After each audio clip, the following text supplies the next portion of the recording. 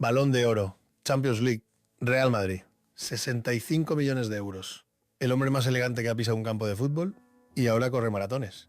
No como celebridad, como cualquier otro tipo de 42 años buscando algo que hacer con su vida. Si te interesan las historias que no tienen escándalos, drogas ni caídas espectaculares, pero sí finales que te dejan incómodo, suscríbete ahora. Porque esta historia no es sobre un futbolista que lo perdió todo. Es sobre uno que nunca hizo nada mal y aún así desapareció. Ricardo Izexon dos Santos Leite, Kaká, el último Balón de Oro antes de que Messi y Cristiano se repartieran el mundo durante 15 años. Hoy vas a descubrir 4 verdades sobre él que explican por qué se apagó sin hacer ruido. La primera tiene que ver con un accidente que casi lo deja en silla de ruedas. La segunda, con una identidad que construyó tan perfectamente que se convirtió en su propia cárcel. La tercera, con una rodilla que nadie quiso escuchar. Y la cuarta, la más incómoda, tiene que ver con lo que pasa cuando haces todo bien y aún así pierdes. Guarda esa última, porque cambia por completo cómo vas a ver esta historia. Octubre del año 2000, un parque acuático en Caldas Novas, Brasil.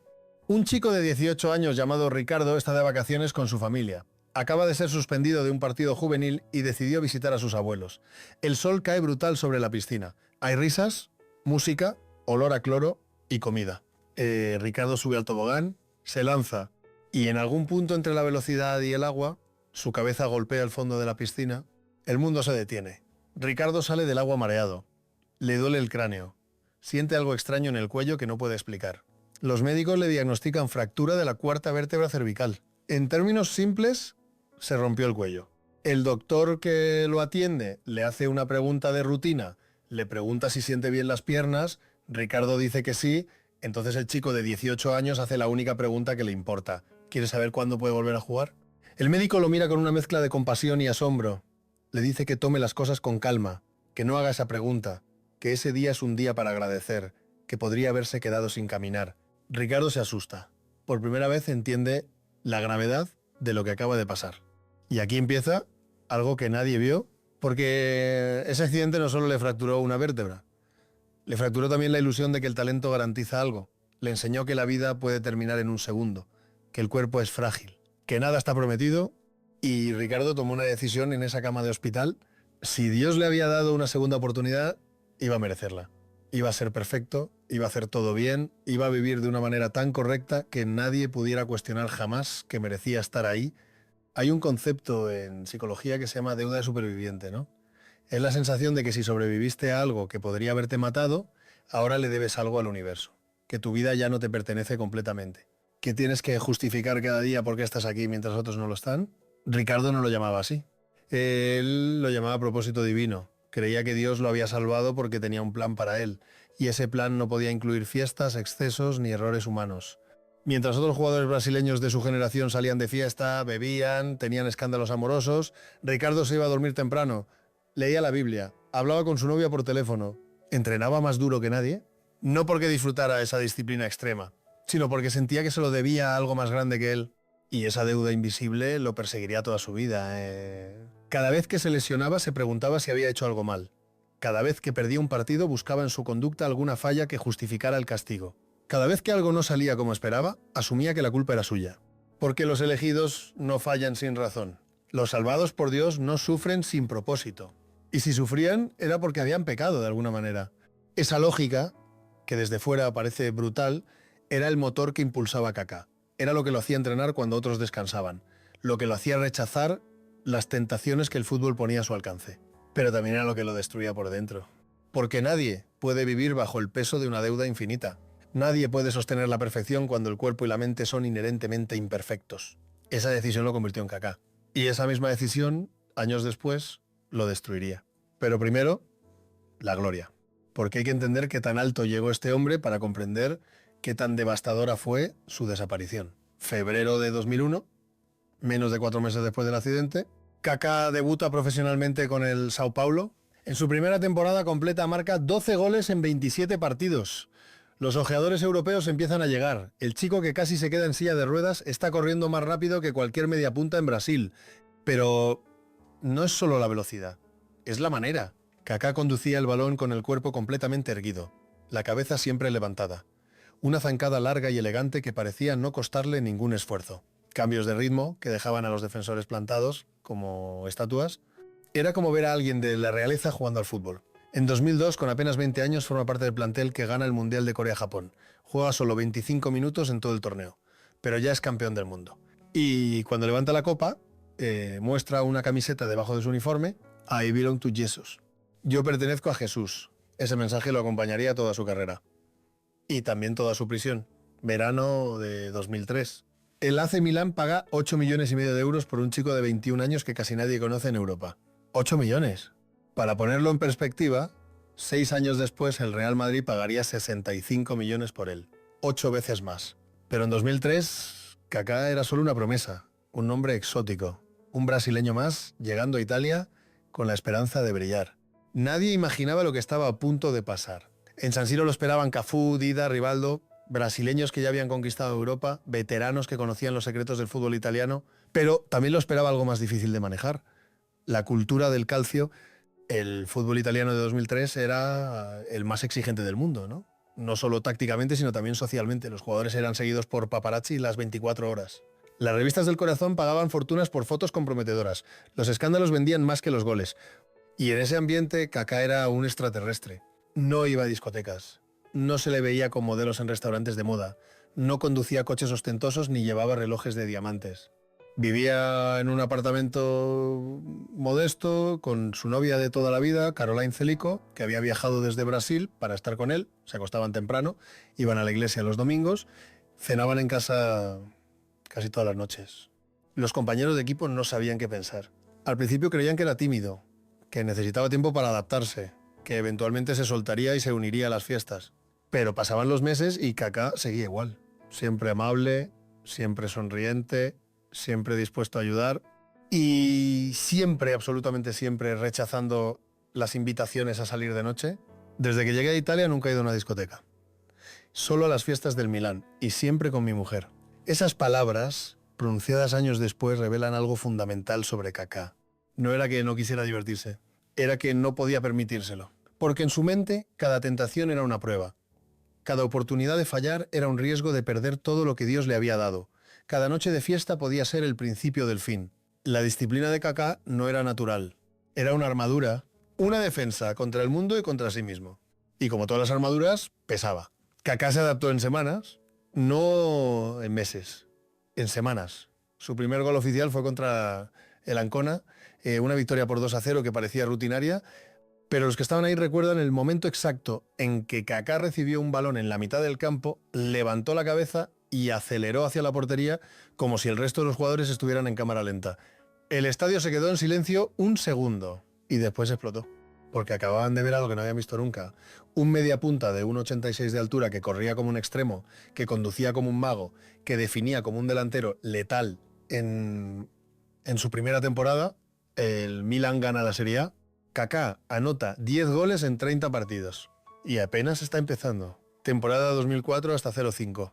El Milan llega a la final de la Champions League contra el Liverpool.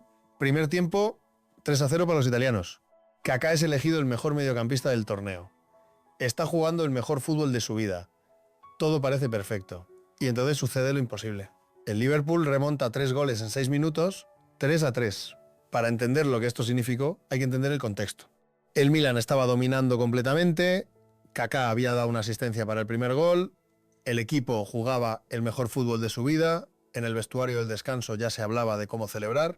Algunos jugadores incluso habían llamado a sus familias para decirles que empezaran a preparar la fiesta y entonces en 6 minutos de locura absoluta todo se derrumbó. Steven Gerrard, Vladimir Smaitser, Xabi Alonso, 3 goles que no deberían haber existido. Kaká estaba en el centro del campo cuando cayó el tercero. Recuerda haberse quedado paralizado, incapaz de procesar lo que estaba pasando. A su alrededor sus compañeros se miraban con expresiones de pánico. Nadie entendía cómo habían llegado ahí. El partido fue a penales y el Milan perdió. Kaká no falló su penalti. Lo convirtió con la frialdad que lo caracterizaba. Pero Serginho y Pirlo no tuvieron la misma suerte. Y de repente, la noche perfecta se convirtió en la peor derrota de la historia del club. Kaká se queda en el campo mirando al vacío. Es la primera vez que hace todo bien y aún así pierde. La primera vez que la perfección no alcanza. Lo que nadie vio esa noche fue lo que pasó en la cabeza de Kaká. Porque para alguien que cree que Dios premia a los buenos y castiga a los malos, perder así no tiene sentido. Él había hecho todo bien. No había pecado. No había faltado a su disciplina. No había cometido ningún error en el campo. Y aún así había perdido. ¿Significaba eso que Dios lo había abandonado? ¿Que había hecho algo mal sin darse cuenta? ¿Que la perfección no era suficiente? Kaká nunca habló públicamente de esa crisis de fe, pero quienes lo conocían notaron un cambio sutil en los meses siguientes. Se volvió aún más disciplinado, aún más estricto consigo mismo, aún más obsesionado con no cometer errores, como si pensara que la derrota de Estambul había sido un aviso, una advertencia de que debía esforzarse más. Y esa mentalidad, que en el corto plazo lo impulsó hacia la gloria, a largo plazo lo consumiría. Guarda esto, lo vas a necesitar después. Pero Kaká no se derrumba. Los perfectos no se derrumban. Se levantan, se sacuden el polvo y vuelven a empezar. Temporada 2006 hasta 07. Esta vez no hay margen de error. Kaká destroza la Champions League, 10 goles en la competición, máximo goleador, goles en todas las eliminatorias. En semifinales, el Milan enfrenta al Manchester United en Old Trafford. Minuto 22. Centro desde la izquierda. Kaká aparece solo en el área y remata sin pensarlo. 1-1. Minuto 35. La jugada que lo cambió todo. El portero Dida lanza un balón largo. Kaká lo baja de pecho. Ve a Heinze acercándose. Y entonces hace algo que desafía a la física. Con un toque suave, levanta el balón por encima del defensor argentino. Mientras el balón flota en el aire, Kaká ya está corriendo. Heinze y Ebra chocan intentando alcanzarlo. El balón cae perfectamente a sus pies. Y con la frialdad de un cirujano, define ante Van der Sar, Old Trafford se queda mudo. 76.000 personas que acaban de ver algo que no pueden explicar. Cristiano Ronaldo, que había abierto el marcador para el United, observa desde el otro lado del campo. Él también quiere el Balón de Oro. Él también cree que es el mejor del mundo. Pero esa noche, el mejor del mundo se llama Kaká. El Milan gana 3-2. En la vuelta golea 3-0. Pasa a la final. Y en Atenas se venga del Liverpool 2-1. Kaká es campeón de Europa. Mejor jugador del torneo. Y unos meses después, el 2 de diciembre de 2007, recibe el Balón de Oro. Con 25 años, Ricardo Dixon dos Santos Leite es oficialmente el mejor futbolista del planeta. Delante de Cristiano Ronaldo, delante de Lionel Messi, el chico que casi se queda en silla de ruedas está en la cima del mundo. Y cuando sube al escenario a recibir el premio, vuelve a mostrar la camiseta. I belong to Jesus. La ceremonia es en París. Kaká viste un traje impecable. Sonríe para las cámaras. Da un discurso de agradecimiento que menciona a Dios, a su familia, a sus compañeros, a su club. No menciona el dolor, no menciona las dudas. No menciona las noches en las que se preguntaba si todo esto valía la pena. Porque los perfectos no hablan de esas cosas. Los perfectos sonríen, agradecen y vuelven a casa a prepararse para el siguiente partido. Pero había algo que Kaká no podía ignorar, por más que quisiera. Su cuerpo empezaba a fallar. No de manera dramática, no con una lesión espectacular que lo dejara fuera por meses, sino de manera sutil. Una molestia aquí, una contractura allá, una recuperación que tardaba un poco más de lo normal. Kaká tenía 25 años, pero su cuerpo había sido exigido al máximo desde los 18. Cada entrenamiento era el 100%. Cada partido era una final. Cada temporada era un intento de demostrar que merecía la segunda oportunidad que Dios le había dado. Y ese nivel de exigencia tiene un precio. El cuerpo humano no está diseñado para funcionar al máximo todo el tiempo.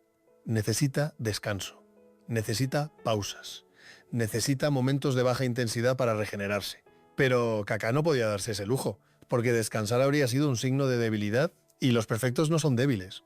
En la temporada 2007 hasta 08, el Milan empieza a mostrar signos de envejecimiento. El equipo que había conquistado Europa está lleno de veteranos cansados y jóvenes que no alcanzan el nivel. Kaká tiene que cargar con más responsabilidad que nunca. Y su cuerpo empieza a protestar. Primero es el aductor, una molestia que aparece y desaparece sin patrón claro. Después es la cadera, una inflamación que los médicos no pueden explicar del todo. Después es la rodilla, un dolor sordo que se instala y no se va. Kaká juega a través del dolor, porque eso es lo que hacen los guerreros, porque eso es lo que hacen los elegidos, porque admitir que duele sería admitir que es humano. Y él no puede ser solo humano, tiene que ser más. Perfecto, intachable, sin un solo escándalo, sin una sola noche de fiesta, sin una sola infidelidad. El hombre que lo tiene todo, y aquí es donde la historia debería terminar. Con un final feliz, con un legado asegurado, con una carrera destinada a los libros de historia. Pero no, porque lo peor no fue la lesión. Lo peor vino después.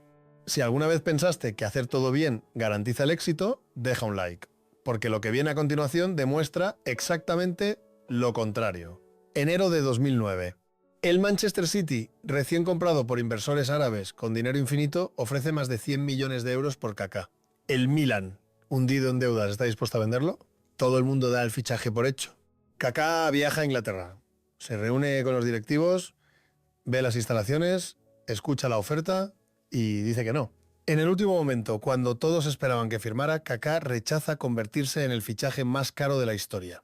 Las razones nunca quedaron del todo claras. Algunos dicen que fue por lealtad al Milan, otros que fue por su fe, que le impedía dejarse seducir por el dinero. Otros que simplemente no quería ir a un equipo sin historia, pero lo que nadie vio fue el desgaste.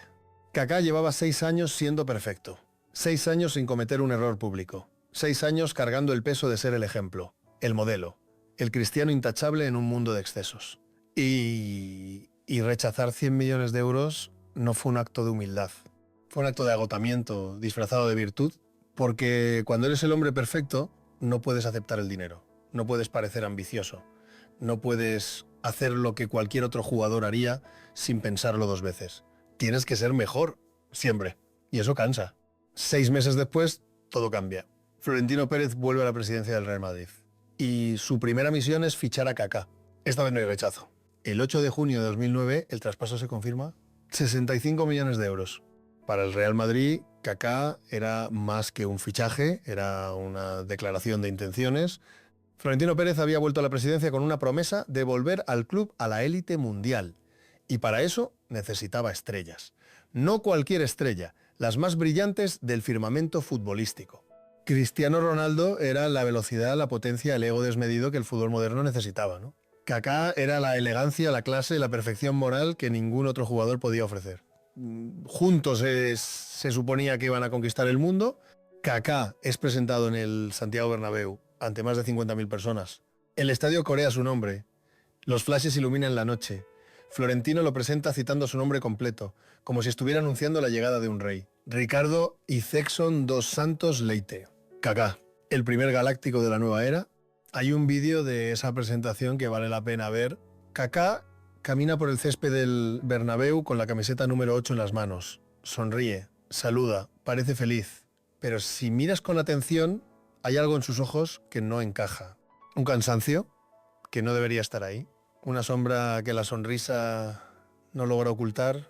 Nadie lo notó en ese momento. Todos estaban demasiado ocupados celebrando, demasiado emocionados por el fichaje del siglo. Pero mirando hacia atrás, esa sombra era un presagio. Lo que nadie sabe es que Kaká ya está roto. La pubalgia. Una lesión silenciosa. Una inflamación crónica en la zona del pubis que causa un dolor sordo y constante. No te impide caminar. No te impide entrenar. Pero te impide explotar. Te impide ser quien eras. Kaká la arrastra desde hace meses, quizás años. Los médicos le dicen que necesita operarse, que necesita parar, que si sigue forzando el daño será irreversible. Pero Kaká no puede parar, porque en unos meses hay un mundial. Sudáfrica 2010, Brasil, la Canariña, la selección que lo vio nacer, la oportunidad de ganar el único título que le falta. Kaká decide aguantar, decide no operarse, decide jugar con dolor y aquí no perdió el fútbol, perdió algo más. Perdió la capacidad de ser quien había sido, perdió la explosividad que lo hacía único, perdió esos cambios de ritmo que dejaban a los defensores plantados. El Kaká que llegó al Real Madrid no era el Kaká del Milán, era una versión disminuida. Una sombra elegante pero lenta, un recuerdo de lo que había sido y lo peor es que él lo sabía, pero no podía decirlo, porque los perfectos no se quejan. Los perfectos no admiten debilidad. Los perfectos sonríen, agradecen a Dios y siguen adelante. Primera temporada en el Real Madrid. Manuel Pellegrini en el banquillo, Cristiano Ronaldo de compañero, un equipo repleto de estrellas.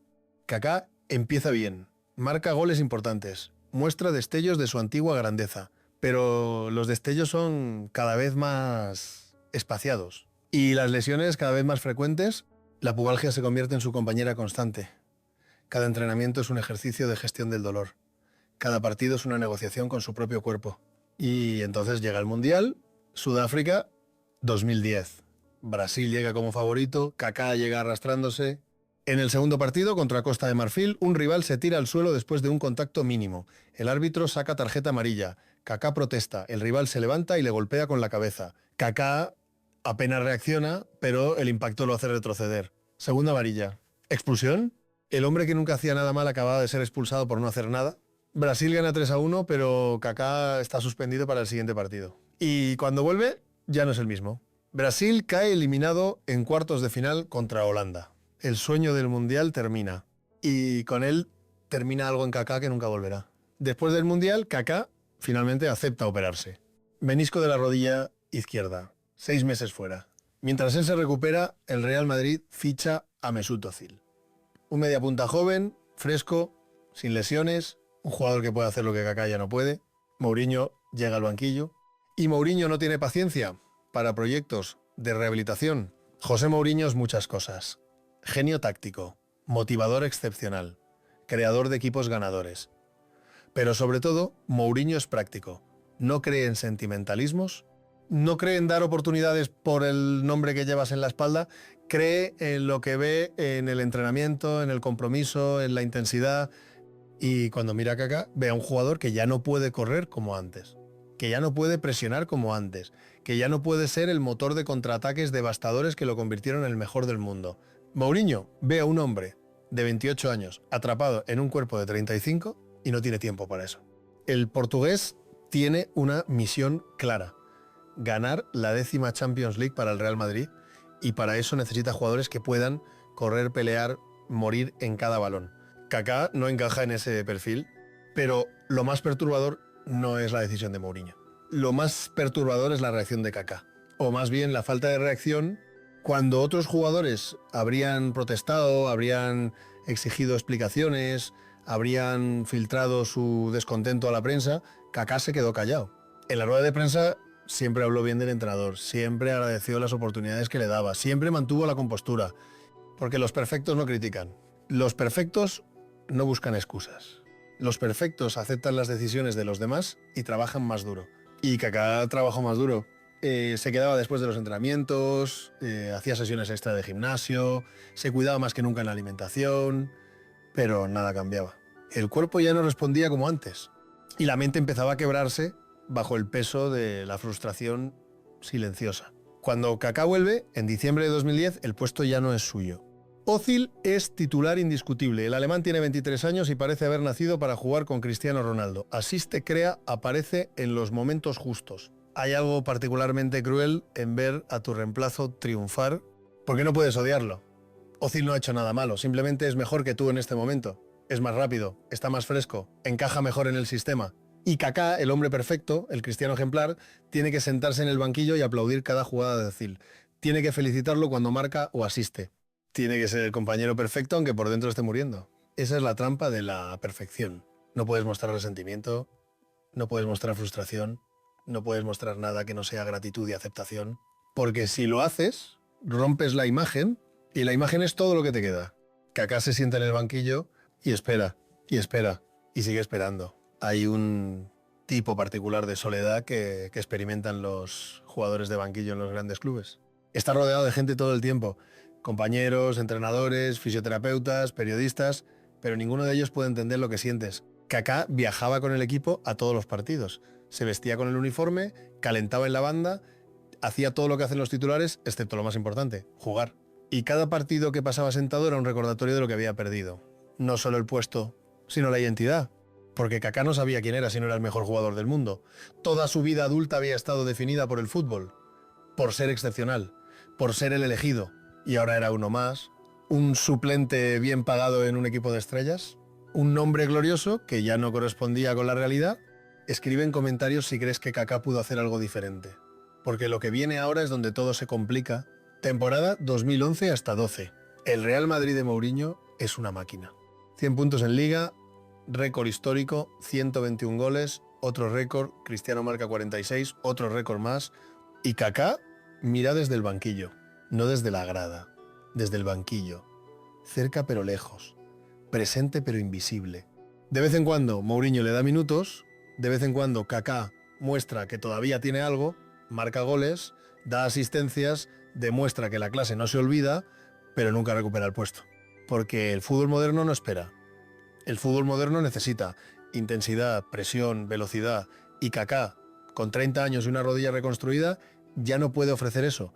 Lo que puede ofrecer es elegancia, visión, experiencia, pero Mourinho no necesita elegancia. Mourinho necesita guerreros. 25 de abril de 2012. Semifinal de la Champions League. Real Madrid contra Bayern Múnich. El partido más importante de la temporada. La oportunidad de llegar a una final que se jugaría en el propio Bernabéu. El sueño de la décima. El partido de ida terminó 2-1 para el Bayern. En la vuelta, el Madrid necesita remontar. Cristiano Ronaldo abre el marcador, después marca el segundo, 2-0, el Madrid está en la final, pero entonces Robben aparece en el último minuto. 2-1, prórroga. El agotamiento se apodera de ambos equipos. Las piernas pesan. Las decisiones se ralentizan. Mourinho mira el banquillo.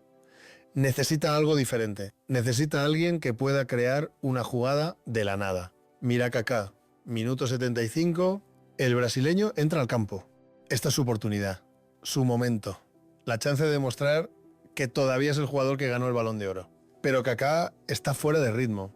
No ha jugado en semanas. Sus piernas no responden como deberían. Su timing está desajustado. La prórroga termina sin goles. Penales. El Madrid elige a sus tiradores. Cristiano Ronaldo, el mejor del mundo. Kaká, el ex mejor del mundo. Sergio Ramos, el capitán. Los que nunca fallan. Cristiano tira primero. Neuer adivina el lado. Ataja. Kaká tira segundo. También a la derecha. Neuer vuelve a adivinar. Vuelve a atajar. 2 penales. 2 fallos. El Bernabéu contiene la respiración. Casillas ataja 2 penales al Bayern. Empata la serie. Da esperanza. Y entonces Sergio Ramos se acerca al punto de penalti. El capitán. El líder. El que siempre responde en los momentos grandes.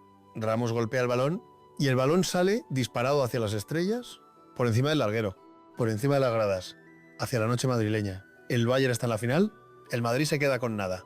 Y Kaká se queda en el césped del Bernabéu mirando el vacío exactamente como 7 años antes en Estambul contra el Liverpool. Haciendo todo bien y perdiendo igual. Mourinho lloró esa noche. Lo confesó años después, dijo que fue el peor momento de su carrera, dijo que se sentó en su coche frente a su casa y lloró sin poder parar, porque ese equipo era el mejor de Europa, porque habrían ganado la final contra el Chelsea, porque Cristiano, Kaká y Ramos eran garantía desde el punto de penalti, y fallaron los 3. Lo que Mourinho no dijo, lo que quizás ni siquiera pensó, es que Kaká no debería haber estado en esa lista. No porque no fuera capaz de marcar un penalti, sino porque llevaba meses sin jugar, porque estaba fuera de ritmo, porque su confianza ya no era la de antes. Pero lo pusieron ahí porque era Kaká, porque era el Balón de Oro, porque se suponía que los perfectos no fallan. Y falló. Al día siguiente, el mundo siguió girando. El Madrid ganó la Liga, celebró en Cibeles, los jugadores levantaron el trofeo y Kaká sonrió para las fotos. Porque eso es lo que hacen los perfectos. Sonríen, agradecen, no se quejan. Pero por dentro algo se había roto definitivamente. Verano de 2012... Mourinho llama a Kaká a su oficina en el Bernabéu. La conversación es breve y directa. Mourinho le dice que no cuenta con él, que debería buscar una salida, que el Real Madrid estaría dispuesto a facilitar su marcha. Kaká escucha en silencio, no discute, no protesta, no exige explicaciones, simplemente asiente porque los perfectos no hacen escenas. Los perfectos aceptan las decisiones con dignidad. Los perfectos se tragan el dolor y siguen adelante. El problema es que nadie quiere a Kaká. Su salario es de 9 millones de euros al año. Un sueldo que casi ningún equipo puede pagar. Y además está el factor físico. Todos saben que ya no es el mismo. Todos saben que las lesiones lo han deteriorado. El verano pasa sin ofertas. Kaká se queda en el Madrid, pero ya no como estrella, como descarte. Temporada 2012 hasta 13. La última de Kaká en el Real Madrid empieza bien. En el trofeo Santiago Bernabéu contra Millonarios de Colombia marca un triplete. La afición corea su nombre. Por un momento parece que el viejo Kaká ha vuelto, pero es solo un espejismo. Durante la temporada apenas juega, Mourinho lo ignora, el brasileño se convierte en un fantasma elegante que deambula por la ciudad deportiva sin hacer ruido, y lo más perturbador es que nunca se queja. En las ruedas de prensa siempre agradece las oportunidades, siempre habla bien del entrenador, siempre mantiene la compostura, porque los perfectos no critican. Los perfectos no buscan excusas. Los perfectos sufren en silencio. Suscríbete Si quieres historias donde el problema no es el escándalo, sino el silencio. Porque lo que viene ahora es exactamente eso. Junio de 2013. Kaká abandona el Real Madrid. Su contrato termina y decide no renovar. Se va gratis, sin traspaso, sin fanfarria. 4 temporadas, 120 partidos, 29 goles. Números que no son malos para cualquier jugador normal. Pero Kaká no era cualquier jugador normal. Era el Balón de Oro. Era el fichaje de 65 millones de euros. Era el hombre que iba a liderar al Real Madrid hacia la gloria. Y se fue por la puerta de atrás, casi sin hacer ruido. El día que se despidió, Florentino Pérez lo llamó a su despacho. Le agradeció su profesionalismo. Le dijo que lo veían como un grandísimo profesional, que había hecho todo lo posible por triunfar. Kaká recordaría ese momento como el mejor de su etapa en el Madrid. No un gol, no un título, no una ovación, sino el día que le dijeron que se iba. Porque por fin podía dejar de fingir. Kaká vuelve al Milan. El club que lo convirtió en leyenda. El club donde fue feliz. El club donde nadie le exigía ser más de lo que podía dar. Pero el Milan de 2013 ya no es el Milan de 2007. Los veteranos se han ido. Los jóvenes no alcanzan el nivel. El equipo está en plena reconstrucción con un presupuesto limitado. Kaká intenta. De verdad intenta. Marca 7 goles en 30 partidos. Números decentes. Pero ya no puede cargar el equipo como antes. Ya no puede ser el líder que todos esperan. Y las lesiones vuelven. Siempre vuelven. El aductor. La rodilla. Los isquiotibiales. Cada vez que parece recuperar el ritmo, algo se rompe. Como si su cuerpo le estuviera diciendo que ya es suficiente. 2014. Kaká decide volver a Brasil. El Sao Paulo, el club donde empezó todo, lo recibe con los brazos abiertos. Es un préstamo corto, una oportunidad de cerrar el círculo, de jugar una última temporada en casa antes de decidir qué hacer con su carrera. Pero Brasil también ha cambiado. El fútbol brasileño es más físico, más intenso, más caótico. Ya no es el lugar idílico que Kaká recordaba de su juventud. Juega 24 partidos, marca 3 goles, números que confirman lo que todos ya sabían. El Kaká que conquistó el mundo ya no existe. Y entonces llega la decisión más extraña de toda su carrera. Kaká firma con el Orlando City, un equipo de la MLS. Una liga que en 2015 todavía era considerada un cementerio de elefantes. Un destino para estrellas en decadencia que quieren cobrar un último cheque antes de retirarse. Pero Kaká no lo ve así. Para él, Orlando es una oportunidad de reinvención. Un lugar donde puede jugar sin la presión de ser el mejor. Un proyecto nuevo en el que puede ser parte de algo desde el principio. Y durante 3 años eso es exactamente lo que hace. Juega 75 partidos, marca 25 goles, se convierte en capitán del equipo, en la cara de la franquicia, en un embajador del fútbol en Florida. Es feliz. Por primera vez en años parece genuinamente feliz. No tiene que ser perfecto, no tiene que cargar con las expectativas del mundo, puede simplemente jugar al fútbol y disfrutar. Pero la vida fuera del campo cuenta otra historia. 2015. Caroline Celico, la esposa de Kaká desde 2005, pide el divorcio. Son 10 años de matrimonio, 2 hijos, una relación que parecía perfecta, una familia que había sido el modelo de todo lo que Kaká representaba, y de repente se acaba. Caroline nunca da explicaciones públicas detalladas, pero años después, en 2024, finalmente habla. Dice que Kaká nunca la traicionó, nunca la trató mal, le dio una familia maravillosa, pero ella no era feliz. Algo faltaba. El problema, dice Caroline, es que Kaká era demasiado perfecto. Demasiado perfecto. Esa frase se clava como una daga, porque confirma algo que Kaká llevaba años sospechando, pero nunca se atrevió a admitir: que la perfección tiene un costo. Que ser impecable todo el tiempo es agotador, no solo para ti, sino para todos los que te rodean. Que vivir con alguien que nunca falla, que nunca se queja, que nunca muestra debilidad, puede ser sofocante. Caroline no quería un santo. Quería un ser humano, y Kaká había pasado tanto tiempo construyendo la imagen del hombre perfecto que se había olvidado de cómo ser simplemente un hombre.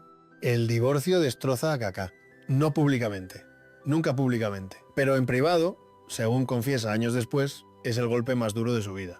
Para entender lo que esto significó para Kaká, hay que entender lo que Caroline representaba. Ella no era solo su esposa, era la prueba viviente de que su forma de vida funcionaba. Era la recompensa por todos los sacrificios. Era la evidencia de que Dios bendecía a los que vivían correctamente. Kaká conoció a Caroline cuando él tenía 19 años y ella 15. Fue en una fiesta en Sao Paulo. Sus padres se conocían, intercambiaron números de teléfono. Él la llamó el día de su cumpleaños. Y desde ese momento nunca hubo nadie más. Mientras otros futbolistas tenían aventuras, relaciones complicadas, escándalos que llenaban las portadas de las revistas, Kaká tenía a Caroline estable, segura, perfecta. Se casaron en 2005, cuando Kaká ya era estrella del Milan, esperaron hasta el matrimonio para tener relaciones sexuales, lo anunciaron públicamente, sin vergüenza, porque para ellos era parte de su testimonio cristiano. Y durante 10 años parecieron el matrimonio ideal. Viajaban juntos a todos los países donde Kaká jugaba. Tenían 2 hijos hermosos, aparecían en las revistas sonriendo, tomados de la mano, dando gracias a Dios por sus bendiciones, pero bajo la superficie algo no funcionaba. Caroline nunca lo explicó del todo, solo dijo que no era feliz, que algo faltaba, que Kaká era demasiado perfecto.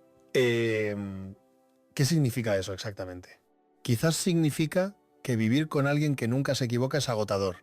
Que cuando tu pareja siempre hace lo correcto, tú siempre pareces la que está mal. Que la perfección constante puede sentirse como una forma de control pasivo, o quizás significa algo más simple. Que Caroline quería un compañero de vida, no un modelo de virtud. Que quería a alguien que la hiciera reír, que se enojara de vez en cuando, que mostrara sus defectos, que quería un ser humano completo, no una versión editada de uno.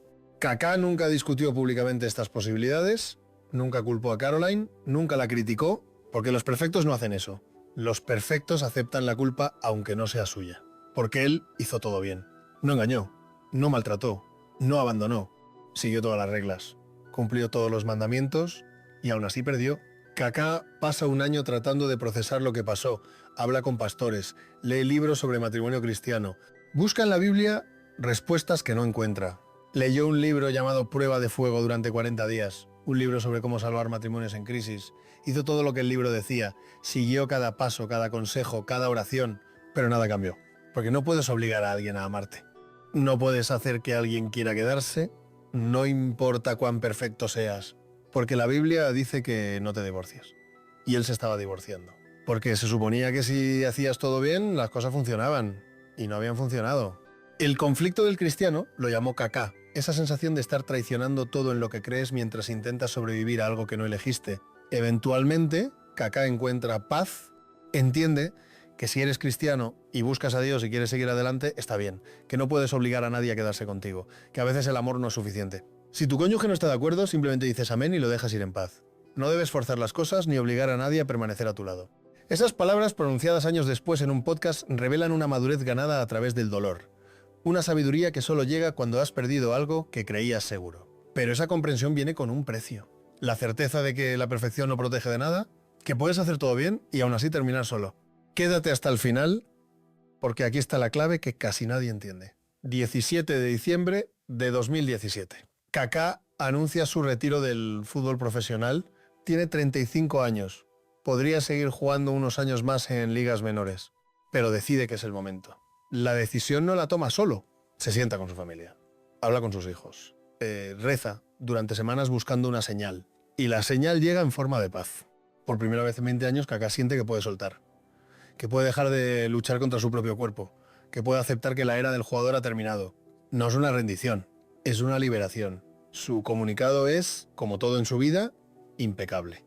Agradece a Dios, agradece a su familia, agradece a todos los clubes donde jugó. No hay amargura, no hay reproches, solo gratitud. Y una frase que resume todo. El fútbol me dio todo, pero mi corazón me dijo que era hora de parar. Los periodistas buscan drama en esa despedida, buscan lágrimas, confesiones, revelaciones sobre lo que realmente pasó en el Real Madrid, pero no encuentran nada. Porque Kaká no les da nada, porque los perfectos se despiden con elegancia. Los perfectos no arruinan el final con verdades incómodas. Los perfectos cierran el telón y desaparecen. Kaká se retira como se fue del Real Madrid, sin ruido, sin escándalo, sin drama, Simplemente desaparece. Hay algo perturbador en esa desaparición. Porque cuando otros grandes futbolistas se retiran, dejan un legado de anécdotas. Historias de fiestas épicas, de peleas con entrenadores, de romances prohibidos, cosas que los hacen humanos. Pero de Kaká no hay nada de eso. Solo hay perfección. Una carrera impecable seguida de un silencio impecable. Y te preguntas quién era realmente este hombre detrás de la camiseta de I Belong to Jesus. ¿Qué pensaba cuando estaba solo en la habitación del hotel después de perder un partido importante? ¿Qué sentía cuando veía a Ozil ocupar su puesto y sabía que nunca lo recuperaría? ¿Qué gritaba su alma cuando la boca solo decía gracias a Dios por esta oportunidad? Nunca lo sabremos. Porque Kaká nunca lo contó. Porque los perfectos no hablan de su oscuridad. Hoy Ricardo Ifexon dos Santos Leite tiene 42 años. Vive en Brasil. Se casó de nuevo con una modelo llamada Carol Díaz, con quien tiene 2 hijos más. Corre maratones. En 2022 completó la de Berlín en 3 horas y 38 minutos. Un tiempo respetable para cualquier aficionado. Invierte en bolsa. Hace apariciones públicas. Da charlas motivacionales sobre fe y propósito. Es feliz. O al menos eso parece. Porque con Kaká nunca se sabe. La máscara del hombre perfecto está tan bien construida que es imposible ver lo que hay detrás. Pero hay algo que Kaká dijo hace poco que merece atención. En una predicación en una iglesia de Brasil, habló sobre su tiempo en el Real Madrid. Dijo que fue ahí donde realmente entendió lo que significaba ser hijo de Dios. No en los momentos de gloria, no cuando ganó el Balón de Oro, no cuando era el mejor del mundo, sino cuando enfrentó incertidumbre, lesión, caída de rendimiento, presión mediática. Ahí, a través de la presencia de Dios, tuvo la firme convicción de que no era ni el mejor del mundo ni la peor contratación del Real Madrid. Era simplemente un hijo de Dios y eso paradójicamente lo liberó. Porque por primera vez en su vida no tenía que ser perfecto, solo tenía que ser. Pero aquí está la pregunta que nadie hace. ¿Cuánto tiempo tardó Kaká en entender eso? ¿Cuántos años de sufrimiento silencioso? ¿Cuántas noches de dolor que no podía expresar? ¿Cuántas veces sonrió para las cámaras mientras por dentro se estaba rompiendo? La historia de Kaká no es una historia de caída, es una historia de erosión. Un desgaste lento, invisible, silencioso, como una roca que el agua va puliendo durante décadas hasta que ya no tiene forma. Kaká no cayó. Kaká se fue difuminando y nadie lo notó porque él nunca permitió que lo notaran. Hay una crueldad particular en ser el hombre perfecto. Porque cuando eres perfecto, nadie te pregunta cómo estás. Cuando eres perfecto, nadie asume que necesitas ayuda. Cuando eres perfecto, se supone que tienes todas las respuestas. Y si no las tienes, si estás sufriendo, si estás perdido, no puedes decirlo, porque eso rompería la ilusión. Piensa en todos los compañeros que tuvo Kaká a lo largo de su carrera. Ronaldinho, que se perdió en las fiestas y el alcohol. Todo el mundo sabía que necesitaba ayuda, todo el mundo podía ver su caída. Adriano, el emperador que volvió a la favela y nunca encontró el camino de regreso. Su dolor era visible, ruidoso, imposible de ignorar. Robinho, cuya caída moral fue tan espectacular que terminó en prisión. Todos ellos mostraron sus grietas al mundo, y el mundo, aunque a veces los juzgó, también los comprendió, porque sus debilidades los hacían humanos. Pero Kaká nunca mostró nada. Nunca dio al mundo la oportunidad de verlo como un ser humano completo. Y por eso nadie pudo ayudarlo. Porque no puedes ayudar a alguien que nunca admite que necesita ayuda. Kaká construyó su identidad alrededor de ser impecable. Del I belong to Jesus. De la fe inquebrantable. De la familia perfecta, de la carrera sin mácula. Y cuando esa identidad empezó a resquebrajarse, no pudo pedir ayuda. Porque pedir ayuda habría sido admitir imperfección. Y los perfectos no pueden hacer eso. Hay una frase que Kaká dijo en esa predicación en Brasil, que merece repetirse. Dijo que entendió que no era ni el mejor del mundo, ni la peor contratación del Real Madrid. Era simplemente un hijo de Dios. Esa comprensión que parece simple es en realidad revolucionaria para alguien como Kaká, porque toda su vida había estado definida por los extremos. El mejor del mundo cuando ganaba, un fracaso cuando perdía, y de repente encontró un lugar intermedio, un lugar donde podía existir sin tener que ser extraordinario, un lugar donde bastaba con ser... Pero aquí está la tragedia. Ese lugar lo encontró después de perderlo todo, después de perder el puesto en el Real Madrid, después de perder su matrimonio, después de perder la capacidad de ser el jugador que había sido.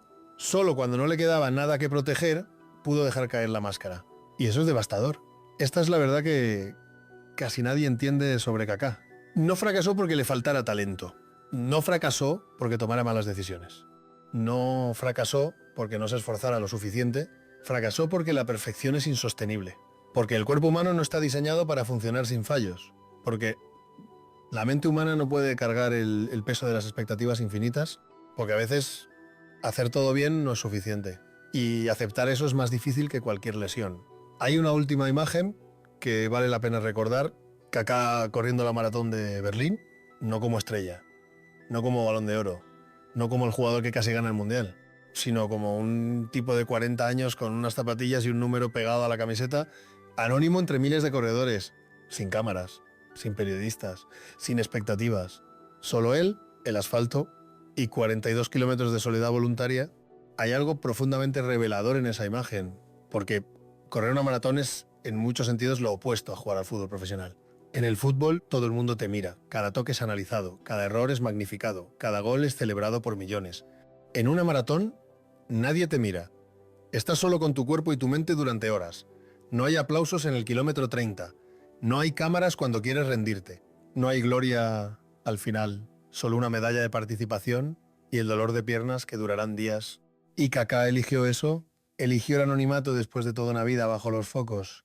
Eligió el sufrimiento silencioso después de toda una vida fingiendo que no sufría.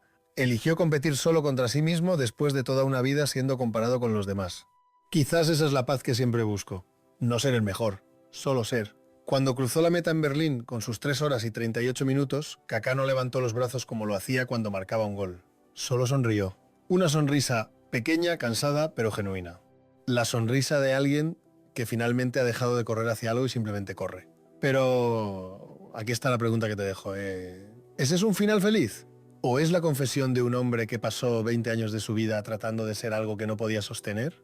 ¿La humildad de quien finalmente aceptó sus límites? ¿O la resignación de quien entendió que la perfección era una trampa? Kaká nunca lo va a decir, porque los perfectos no hablan de sus heridas. Los perfectos solo sonríen, agradecen a Dios y siguen adelante. Aunque por dentro estén rotos, aunque hayan perdido más de lo que ganaron, aunque sepan que toda su vida fue una performance que nadie les pidió, a veces no caer es peor que caer. Porque cuando caes, la gente te ve, te ayuda, te permite levantarte. Pero cuando te niegas a caer, cuando sigues de pie, aunque te estés desmoronando por dentro, nadie nota que necesitas ayuda. Kaká nunca cayó, se fue apagando y cuando finalmente se apagó del todo ya era demasiado tarde para encender nada. Ricardo y Sexton dos Santos Leite. Kaká, Balón de Oro 2007, campeón del mundo, campeón de Europa, el último antes de Messi y Cristiano, el hombre perfecto, el hombre que desapareció sin hacer ruido. Y quizás al final eso es lo más triste de todo. No que fracasara, sino que nadie se dio cuenta de que estaba fracasando, porque estaba tan ocupado siendo perfecto que olvidó pedir ayuda. Y nosotros estábamos tan ocupados admirándolo que olvidamos preguntar si estaba bien. Si esta historia te hizo pensar, si te quedaste hasta el final, si entendiste que a veces el silencio es más devastador que cualquier escándalo, entonces este canal es para ti. Aquí contamos las historias que nadie cuenta, las que no tienen titulares escandalosos, las que no venden, las que simplemente duelen. Suscríbete, porque el próximo perfecto que se rompa en silencio podría ser alguien que conoces, o podría ser tú.